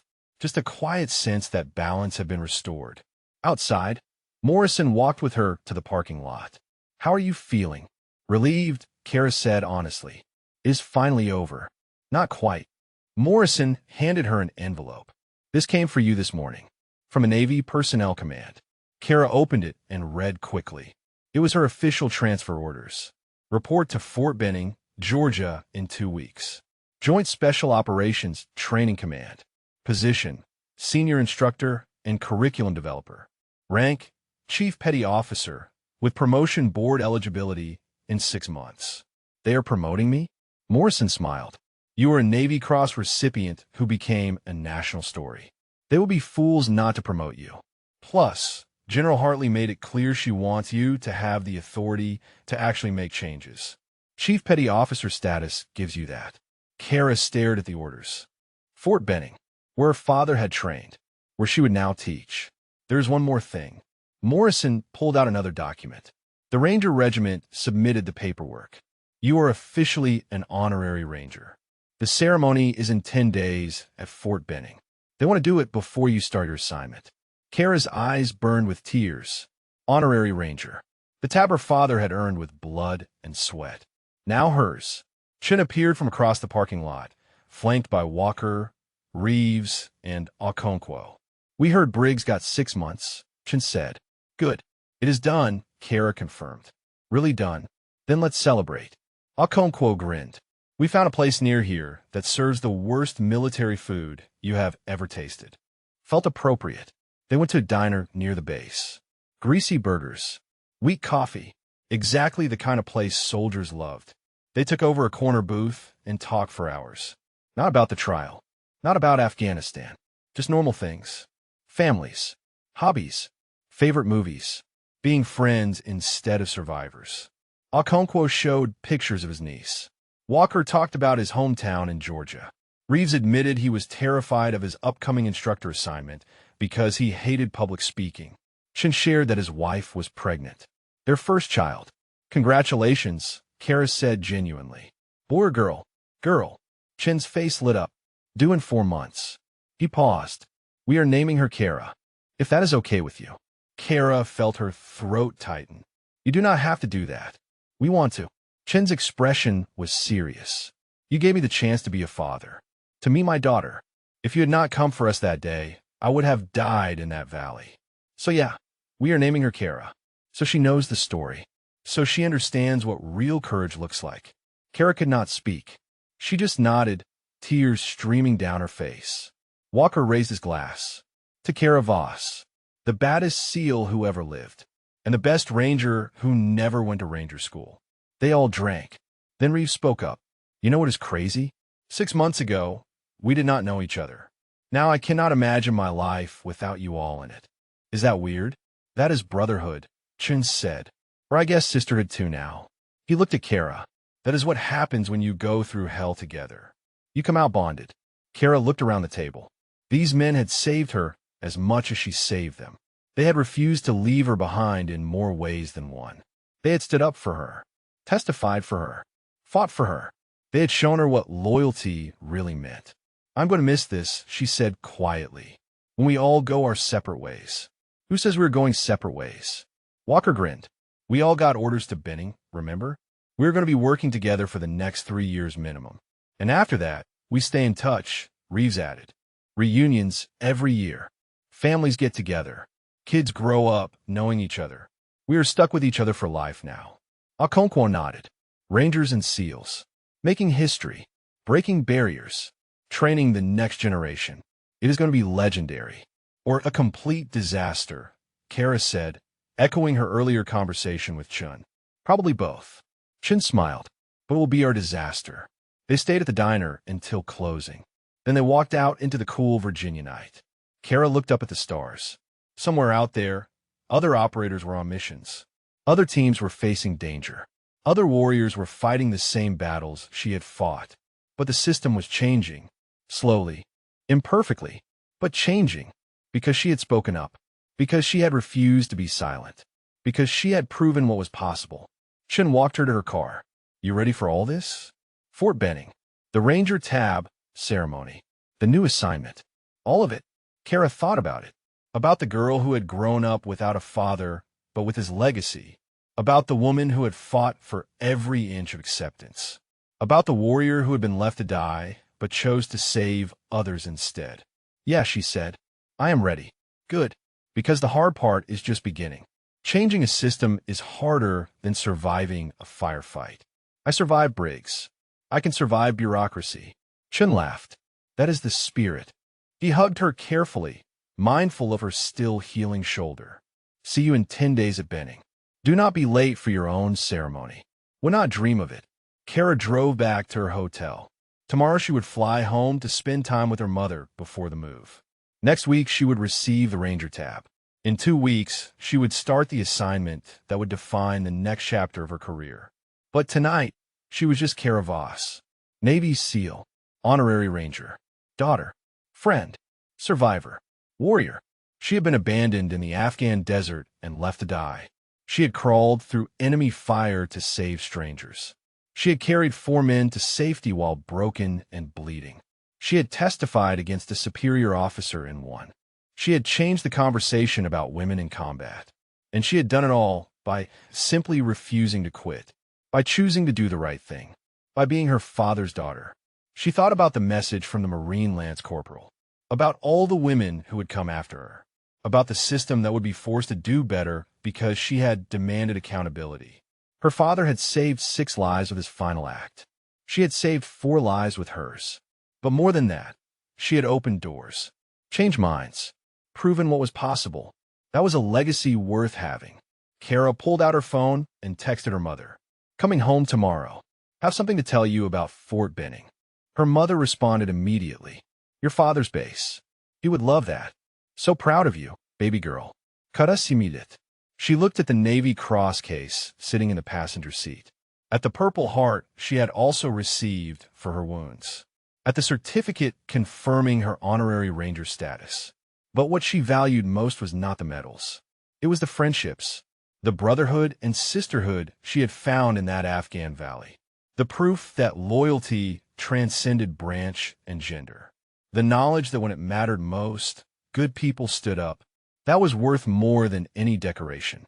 Kara closed her eyes and whispered to the night, "Thanks, Dad, for showing me the way, for teaching me that courage is not the absence of fear, for believing I could be a warrior like you." She could almost hear his voice in response. "You're not a warrior like me, baby girl. You're a warrior like you. And that is more than enough." Tomorrow would bring new challenges. Next week would bring new honors. Next month would bring new responsibilities. But tonight, Kara Voss was at peace. The fight was won. The truth was told. The future was bright. And she was ready for all of it. 10 days later, Kara stood at the entrance to Fort Benning, Georgia. The same gates her father had walked through 30 years earlier. The same grounds where he had earned his Ranger tab. The same place where she would now receive hers. Her mother stood beside her, holding a photograph. Daniel Voss in his dress uniform, Ranger tab visible on his shoulder, smiling at the camera. Young, proud, alive. He stood right here, her mother said softly, right before his first deployment. "I took this picture. I was so scared I would never see him again." Kara looked at the photo, at the father she barely remembered, at the man whose legacy had shaped her entire life. "Did you know," she asked, "that I would follow in his footsteps?" Her mother smiled. "I knew from the time you were 5 years old. You had the same look in your eyes he did. That restless need to prove something, to be part of something bigger. Were you scared?" "Terrified. Every single day. But also proud. Because you were exactly who you were meant to be." They walked through the gates together. The ceremony was scheduled for 1400 hours at the Ranger Memorial. Shin had texted that morning. "The whole gang is here. Even Okonkwo flew in from rehab. We're not missing this." The memorial was a sacred space. Black granite walls engraved with the names of fallen Rangers. The Ranger Creed etched in stone. Standards and flags representing decades of service. Kara felt the weight of history as she approached. General Hartley waited near the memorial, along with the Ranger Regimental Commander, a colonel named Mitchell. Chun, Walker, Reeves, and Okonkwo stood in formation, dress uniforms immaculate. Behind them, dozens of Rangers, active duty and retired, all there to witness. "Chief Voss," General Hartley said warmly, "welcome home." Home. The word resonated. This was her father's home. Now was hers too. Colonel Mitchell stepped forward. "Chief Petty Officer Kara Voss, it is my honor to present you with a Ranger tab in recognition of extraordinary service that exemplifies the highest standards of the Ranger Regiment. Your actions in Afghanistan demonstrated the core values we hold sacred. Rangers lead the way. Rangers never quit. Rangers never leave a fallen comrade." He held up the tan and black tab, the same one her father had worn, the same one Shin wore, the symbol of elite warriorship. "By your actions, you have earned the respect and brotherhood of every Ranger. You carried our own when no one else would. You embodied our creed when it mattered most. It is our privilege to call you one of our own." He pinned the tab to her uniform. Then he stepped back and saluted. The assembled rangers followed suit. A wall of salutes. A forest of respect. Kara returned the salute, her vision blurring with tears. Chun broke formation and approached. He removed something from his pocket. A second ranger tab, worn and faded. "This was my brother Michael's," he said quietly. "He was wearing it the day Staff Sergeant Torres pulled him from that burning vehicle. The day you remind me of every time I see you fight." He paused. "Michael would have wanted you to have it, as a reminder that rangers take care of each other. Across time, across circumstances. Always." He pressed the tab into her hand. Kara closed her fingers around it, feeling the worn fabric. A piece of history, a piece of connection. "Thank you," she whispered. The ceremony concluded with the Ranger Creed. Hundreds of voices speaking in unison.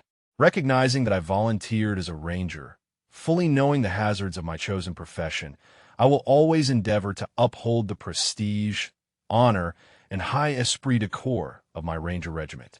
Kara spoke the words alongside them, not as a SEAL, not as an outsider, but as one of them, a ranger at heart. Afterward, her mother approached the memorial wall. She traced her fingers over Daniel Voss's name. Then she looked at Kara. "He knows," she said. "Wherever he is, he knows what you did, how you honored his memory, how you became everything he hoped you would be." Kara stood beside her mother and placed her hand over her father's name. "I hope I made you proud, Dad. I try to be worthy of your sacrifice." Her mother took her hand. "You did more than that, sweetie. You created your own legacy. Yes, you're Daniel Voss's daughter, but you're also Kara Voss, Navy Cross recipient, honorary ranger, the woman who changed the system. That is all you." That evening, Kara walked the grounds of Fort Benning with the rangers. They showed her the training areas where they had earned their tabs, the obstacle courses, the land navigation ranges, the memorial to fallen instructors. "Tomorrow you start the real work," Chun said, "building the program, training the next generation, making sure what happened to you never happens again." "No pressure," Kara joked. "You have got this." Walker grinned. "We have got your back. All of us. Whatever you need." Reeves nodded. "Besides, you have already done the hard part. You survived. You testified. You won. Teaching is going to be easy compared to that." "I will not say easy," Kara countered. "Changing minds is harder than changing policy." Okonkwo limped over, his prosthetic leg barely slowing him down. "Chief, can I say something?" "Of course. 6 months ago, I was a scared kid who thought I was going to die in a desert. I had given up, accepted it, made peace with it. Then you showed up, bleeding, broken, refusing to quit. You carried me out of there, literally, and you showed me what it means to be a warrior." He paused. "Now I'm going to finish my rehab, go back to active duty, become an instructor myself, because you taught me that quitting is not an option, that we fight for each other, that we never leave anyone behind." He extended his hand. "Thank you for my life, Chief. I'm going to make it count." Kara shook his hand, tears flowing freely now. "You already have, Jake. You already have." They walked to the edge of the training grounds and looked out over the base. Lights were coming on as evening fell. Somewhere, recruits were training, pushing themselves, learning what it meant to be rangers. Tomorrow, Kara would join that mission, teaching, mentoring, building a program that valued merit over gender, that protected operators from discrimination, that ensured every warrior had a fair chance to prove themselves.